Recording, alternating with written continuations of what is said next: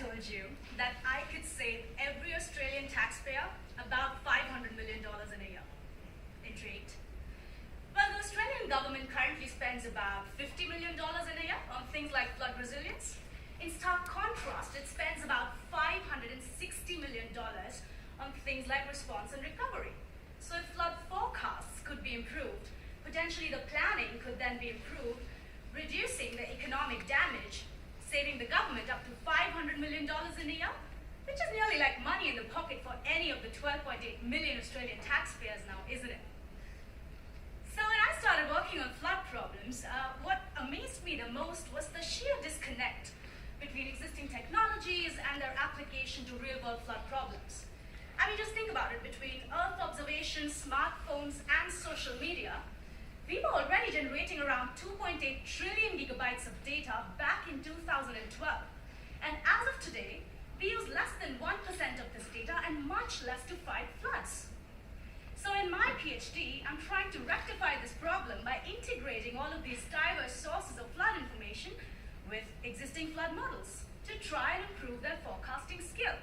We demonstrate our state-of-the-art methodology by setting up a prototype forecasting system for the Clarence catchment in Australia, and we hope that by doing this, we can disseminate our results as far and wide as possible and help to keep as many people safe from flooding as we can.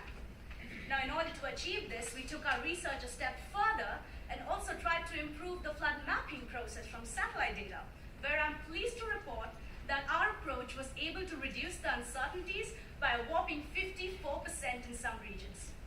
In addition to just performing the model data integration, we also ask and answer the questions, where and when can such integrations really be most useful? This can help to plan targeted acquisitions in the future, which can help us derive the most out of these data sets that we so expensively acquire.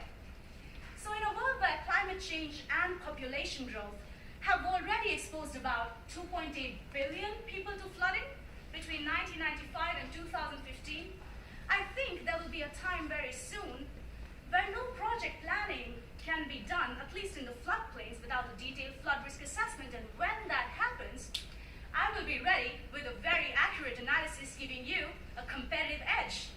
My name is Antara Dasgupta, and I'm a PhD student working on using this flood of data that we have to fight floods. Thank you.